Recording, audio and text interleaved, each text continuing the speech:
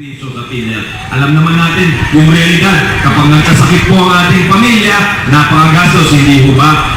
E dito po sa Universal Healthcare, ibababa po natin yung gastos dito sa ilalim. Sino po dito nag-aaral sa public school? Kasi man. Di ba may libre college tuition na po tayo?